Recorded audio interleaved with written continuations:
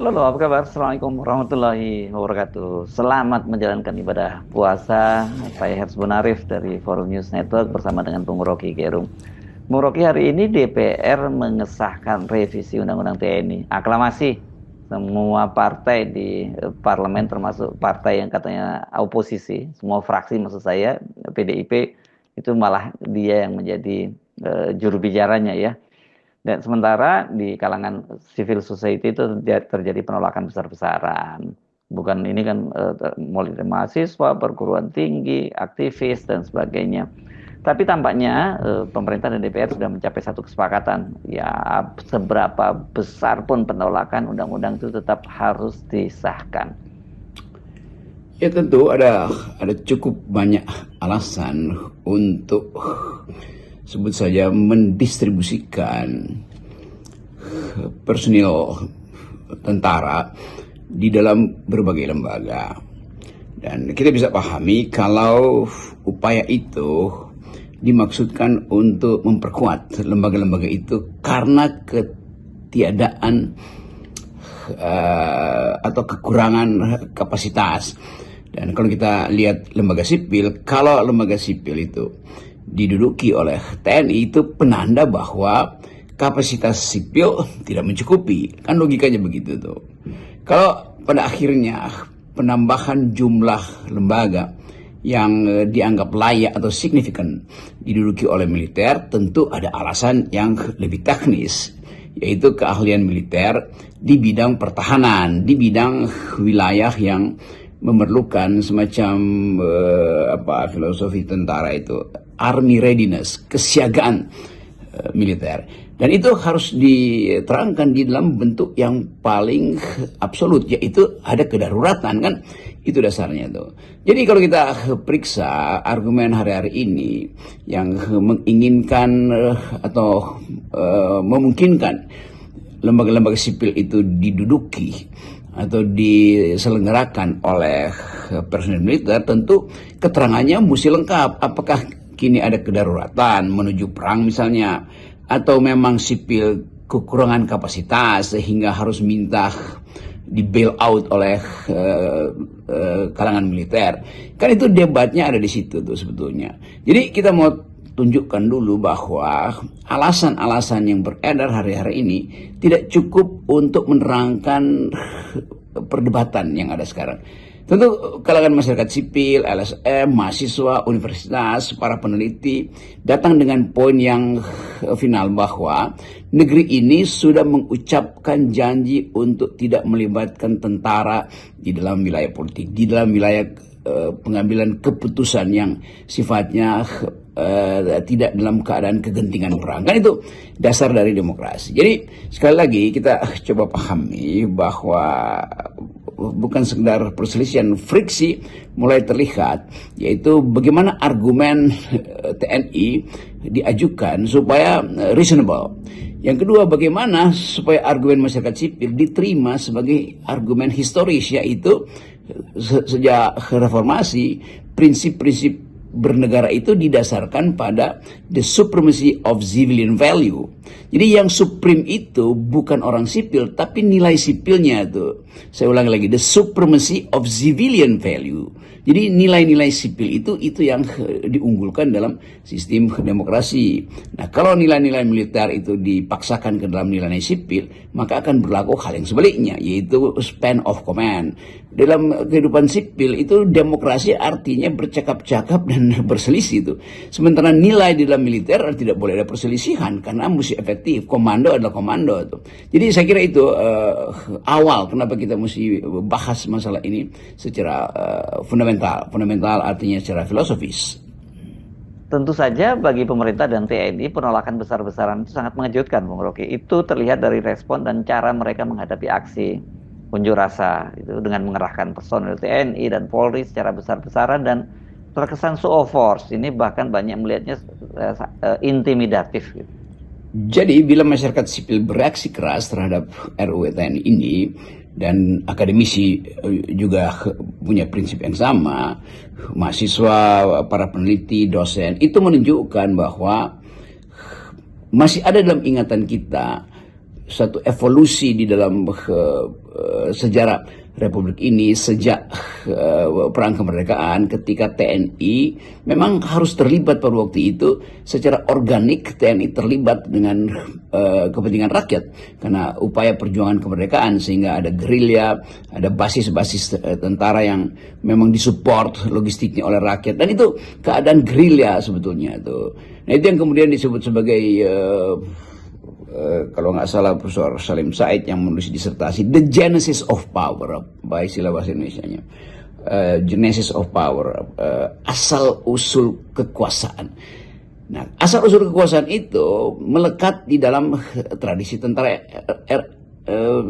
dan TNI yang tidak sekedar profesional, artinya tidak harus di dalam postur untuk memperkuat angkatan bersenjata supaya bisa melawan musuh luar, tetapi juga ada semacam sense of genealogi sejarah bahwa kami dari awal terlibat untuk menjaga negeri ini, maka kami harus ada di depan. Itu sebetulnya sudah dibatalkan di reformasi ketika sistem demokrasi kita mengatakan tentara seharusnya, bukan sekedar sebaiknya, seharusnya kembali ke barak atau back to basic gitu. Nah, ini yang jadi ujian pertama ketika bahkan dalam pemerintahan Gus Dur kita tahu debat tentang fungsi militer itu. Akhirnya kita masuk dalam satu keutuhan berpikir bahwa kita masuk di dalam sejarah baru, yaitu reformasi yang di dalamnya adalah demokrasi itu. Maka beberapa perwira yang memahami batas aktivitas TNI itu melakukan reformasi yang kemudian kita terima bahwa reformasi TNI ada Pak SBY, ada Pak Agus Wijaya, Agus Wirahadikusuma, dan beberapa perwira yang kita sebut pada waktu itu di awal reformasi sebagai perwira-perwira reformis. Jadi kalau kita ingat pada sejarah bahwa tentara menghendaki kapasitas untuk mengatur negeri, memang asal usulnya adalah sejarah kemerdekaan yang kemudian tumbuh menjadi karena ada banyak pemberontakan atau potensi perang saudara, maka Jenderal Nasution pakai teori jalan tengah. Waktu jalan tengah, saya kalau saya tidak keliru, istilah jalan tengah dibuat oleh di era mungkin tahun 50-an, 57, 58 oleh Panglima Nasution, yang kemudian disepakati sebagai satu upaya untuk memulihkan keamanan. Maka tentara menempatkan sipil di bawah kekuasaan. Ada gubernur militer kira-kira begitu yang menguasai karena keadaan perang dan upaya untuk menghalangi perpecahan bangsa. Tetapi itu sejarah di awal-awal kemerdekaan tuh, mungkin sampai tahun 50, 59 itu ada PRRI Permesta dan macam-macam itu. Tapi kemudian evolusi itu tumbuh sehingga kontrol sipil terhadap tentara itu makin lama makin menyusut, maka terjadilah difungsi ABRI. Jadi evolusinya jelas, ada perang kemerdekaan, the genesis of power, ketika tentara bersekutu dengan rakyat, lalu ada upaya TNI melalui Jenderal Nasution untuk melibatkan tentara demi mengutuhkan bangsa itu, karena banyak perang-perang lokal itu bahkan akan semacam pecah perang saudara, maka diambil politik jalan tengah itu.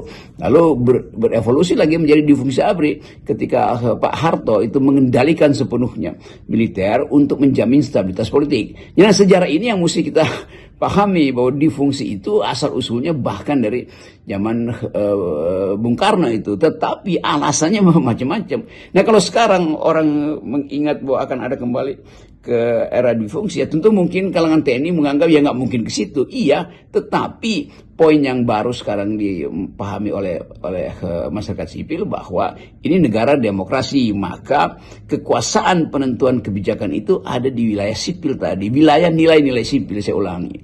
Nah, itu yang saya kira jadi dispute hari-hari ini. Anda selalu menggunakan atau mengemukakan soal civilian value itu dalam wacana dan perdebatan keterlibatan TNI dalam pemerintahan dan jabatan sipil lainnya. Apa sih sesungguhnya yang Anda maksudkan itu? Jadi saya perjelas ya, apa itu nilai-nilai sipil itu? Nilai-nilai sipil artinya di dalam keadaan tiada perang, dalam keadaan damai, dalam keadaan institusi demokrasi bekerja, maka baik sipil maupun militer tunduk pada nilai sipil. Jadi bukan, sekali lagi, bukan supremasi sipil, tapi supremasi nilai-nilai sipil. Misalnya di lampu merah, kalau lampu merah ya semua mesti berhenti, mau dia mobil jenderal, mobil rakyat biasa, itu harus berhenti lampu merah. Itu namanya nilai-nilai sipil tuh. Kalau di rumah sakit disebut berbicara berbisik-bisik, itu nilai-nilai sipil tuh. Maka tentara, jenderal, rakyat sama di situ, diikat oleh nilai-nilai sipil, menghormati rumah sakit misalnya. Lain kalau dalam keadaan perang, ya mesti ada komando yang tegas-tegas, atau lampu merah bisa dilanggar karena keadaan darurat. Tetapi itu yang kita mau terangkan, bahwa kemampuan kita untuk menghidupkan wacana, narasi, diskurs nilai-nilai sipil itu yang harusnya diperluas tuh. Jadi kalau kita rumuskan dengan singkat, nilai-nilai sipil artinya patuh pada hal-hal yang layak untuk dijadikan pedoman dalam keadaan damai. Apa itu? Ya diskusi misalnya tuh di kalangan masyarakat sipil. Kan diskusi artinya berupaya untuk bertengkar, untuk menghasilkan kesimpulan. Memang itu membosankan atau bahkan melelahkan diskusi itu. Yang mungkin atau bukan mungkin, di dalam tradisi militer tidak ada diskusi. Kan prinsip tentara itu, bila ragu jangan membidik. Bila sudah membidik jangan ragu. Bila masih ragu segera tarik pelatuknya, maka dor. Kan itu supaya efektif tuh. Atau bila Anda masih ragu, maka musuh Anda akan dalam detik yang sama itu membuat Anda tewas. Kan itu prinsipnya kan. Tetapi di dalam demokrasi tidak begitu. Diskusi itu harus terjadi itu.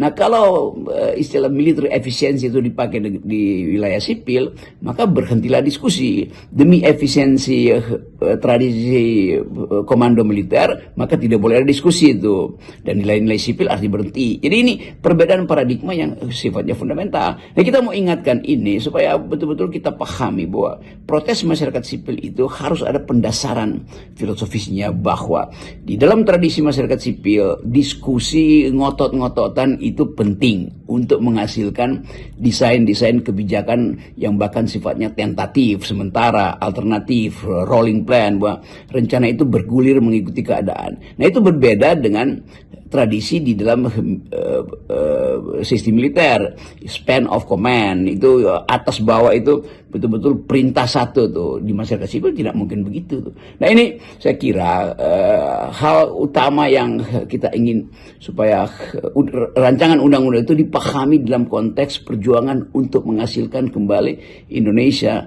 yang memungkinkan kita mengatakan bahwa ada nilai-nilai sipil, ada supremasi nilai-nilai sipil di negeri ini, dan karena itu baik militer, polisi, jaksa, segala macam itu di dalam keadaan damai harus ikuti nilai-nilai sipil tuh. Jadi saya kira itu dasarnya kenapa ada kemarahan dari publik terhadap, bukan saja kemarahan, jadi keinginan untuk mendudukkan kembali hubungan sipil militer yang sebetulnya sudah kita selesaikan ketika era reformasi. Saya pikir memang sangat terlihat ya, ada jarak yang terlampau jauh ini dari DPR yang notabene adalah ini harusnya adalah kepanjangan tangan rakyat, perwakilan rakyat, tapi realitasnya kan DPR itu tidak lebih sebagai kepanjangan tangan dari pemerintah, dan juga tentu saja pemerintah sendiri berhadapan dengan kekuatan civil society. Masyarakat, pemerintah dan TNI merasa tidak ada yang salah kok dengan yang mereka lakukan, karena penambahan kementerian dan lembaga yang bisa diduduki oleh DPR, oleh TNI itu ya memang itu pos-pos yang layak diduduki oleh TNI. Tapi kan persoalannya bukan hanya di situ ya, itu ada perbedaan antara cara melihat ini karena kekhawatiran tentu saja kembalinya Orde Baru. Nah, karena itu masyarakat sipil mengingatkan pada DPR bahwa loh, kalian kan kita pilih untuk menegakkan nilai-nilai sipil, maka apapun kontrol rakyat melalui Dewan Perwakilan Rakyat itu mesti dihasilkan melalui regulasi itu. Jadi agak absurd kalau misalnya DPR justru mengamputasi hak dia untuk mengontrol TNI, mengontrol wilayah-wilayah yang memungkinkan keputusan itu tidak berdasarkan persetujuan rakyat. Kan itu lalu dibikin itemize, dicari beberapa kasus dalam RUU itu, misalnya bahwa yang militer di wilayah sipil itu, kalau yang ditugaskan di wilayah sipil dan melakukan pelanggaran yang deliknya ada di KUHP, ya diadili, dibawa ke pengadilan umum, bukan di pengadilan militer. Karena ini bukan keadaan perang. Jadi betul kita paham secara filosofis hal yang didalilkan oleh masyarakat sipil, dan itu kentara sekali bahwa masyarakat kita sangat bukan sekedar peka seolah-olah mencurigai militer akan masuk ke medan politik, tetapi mengingatkan dengan sangat kuat bahwa tradisi demokrasi itu adalah tradisi perdebatan publik. Tradisi demokrasi artinya pengadilan umum tuh. Tradisi demokrasi artinya percakapan yang seringkali membosankan tetapi memang harus ditempuh. Beda dengan span of command, supaya ada military efisiensi prinsipnya di dalam organisasi tentara. Kan kita mau terangkan bahwa bahkan polisi itu, polisi apa sih itu polisi itu? Ya dia bawa senjata, bukan. Polisi adalah orang sipil yang dipersenjatai. Karena ada prinsip ketertiban tuh, dan senjata itu digunakan untuk melindungi rakyat dari potensi kekacauan yang disebabkan oleh konflik-konflik yang sifatnya pidana, kriminal. Kan itu dasarnya kenapa polisi dipersenjatai. Jadi polisi adalah sipil yang dipersenjatai.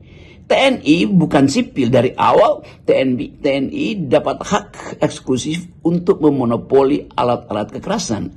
Karena itu senjata bagi TNI itu adalah naluri awal dia berperang, kan itu dasarnya tuh. Polisi bukan untuk berperang dengan sendirinya, walaupun dua-duanya punya senjata. Nah, itu yang ingin kita terangkan, atau saya terangkan, atau FNN terangkan, bahwa di dalam upaya untuk menghasilkan kembali Indonesia yang berpikir, dan itu artinya kita harus balik lagi pada prinsip-prinsip dasar demokrasi, dan prinsip itu yang sudah kita pastikan bahwa kontrol sipil terhadap militer bukan kontrol untuk mengendalikan, tetapi demi peradaban demokrasi itu, supaya semua hal yang menyangkut kepentingan publik itu dibahas di DPR, dan DPR mengendalikan regulasinya untuk kepentingan rakyat. Nah, kepentingan rakyat itu apa? Ya dalam keadaan tiada perang itu. Nah, kalau ada perang, ya minta izin pada rakyat tuh. Dan itu yang filosofi itu yang masih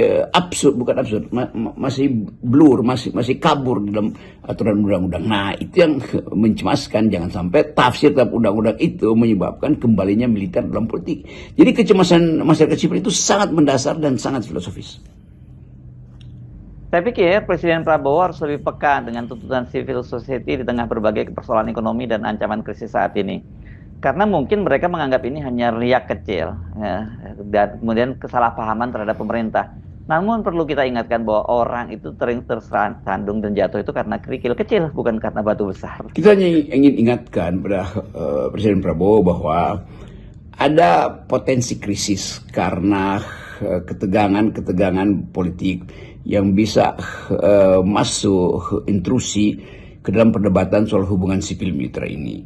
Dalam kondisi ekonomi yang memburuk, crossfire antara kesulitan ekonomi dan kritik publik itu harus betul-betul dipahami sebagai upaya untuk membentuk kembali negeri ini. Jadi saya kira Presiden Prabowo memerlukan semacam jedah untuk meneduhkan, bukan sekedar meneduhkan, tapi mendudukkan kembali masalah hubungan sipil militer ini. Dan itu yang paling bijak untuk membuka semacam forum supaya ada fondasi argumen yang kuat, entah dari pihak TNI, dari pihak masyarakat sipil, dan dari pihak partai politik yang representasinya ada di DPR. Nah, ini yang sebetulnya dicurigai dalam masyarakat sipil, bahwa tidak ada keterbukaan ketika DPR membahas isu yang sangat menegangkan sebetulnya, karena memori kita tentang kekuatan tentara di masa lalu itu tetap berbekas melalui ceramah dari senior ke junior di dalam organisasi mahasiswa, dari kalangan purnawirawan yang tahu bagaimana beratnya untuk mengembalikan TNI ke wilayah profesionalisme, back to basic, dan itu semua akhirnya diucapkan sebagai kegelisahan hari-hari ini, dan potensi kegelisahan itu menjadi semacam konflik politik itu juga terbuka karena kita ada di dalam upaya baru di awal pemerintahan Presiden Prabowo untuk mengkonsolidasikan yang kita sebut pelembagaan demokrasi. Jadi lembaga-lembaga demokrasi masih harus kita perkuat karena memang diabaikan oleh Presiden Jokowi sebelumnya, karena upaya untuk menghasilkan civilian value itu akhirnya tertinggal karena ambisi Presiden Jokowi untuk segera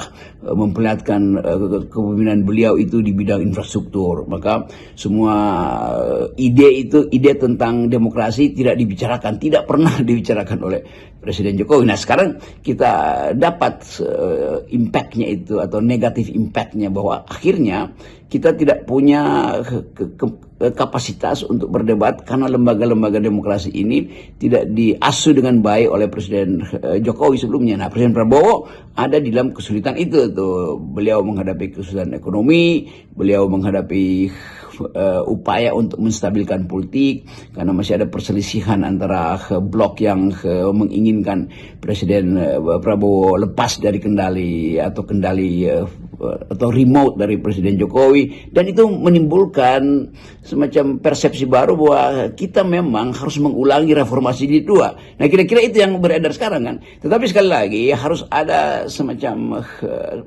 commander wish dari Presiden, dalam tanda petik ya, commander wish dari Presiden sebagai pemimpin sipil. Pada akhirnya Prabowo kan pemimpin sipil untuk mengucapkan, mengadres kegelisahan publik ini. Saya kira itu dasarnya, dan kita tahu bahwa di sekitar Pak Prabowo ya ada jenderal-jenderal senior yang paham ide reformasi, yang sangat paham kenapa TNI harus back to basic, kenapa pengendalian politik itu harus dikembalikan pada masyarakat sipil. Nah kita tahu ada Pak SBY yang berbicara banyak, Pak Agus Wijaya juga kemarin menerangkan dengan baik soal-soal yang bersangkutan dengan impact negatif kalau kehadiran militer sangat terasa di dalam politik, dan itu berbahaya bagi demokrasi, dan dunia internasional juga akan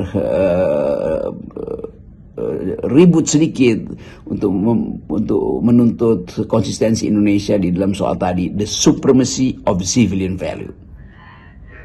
Salam akal sehat. Ya, ini sekedar analisis. Salam akal sehat.